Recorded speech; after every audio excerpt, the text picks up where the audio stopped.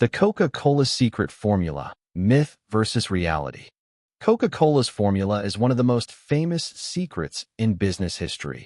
But how much of that secrecy is actually real? 1886. Pharmacist John Pemberton creates the original Coca-Cola recipe in Atlanta, selling it as a tonic at soda fountains. The earliest formula includes coca leaf extract, legal at the time.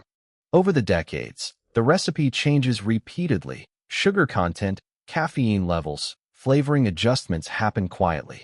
The company builds a mythology around the formula's secrecy. The famous locked vault in Atlanta story becomes part of the brand identity. Marketing built the mystery deliberately. Secrecy became a selling point in itself. Chemists have gotten remarkably close to reverse engineering the formula more than once. The real secret may matter more to branding than actual chemistry. 1985, New Coke fails spectacularly.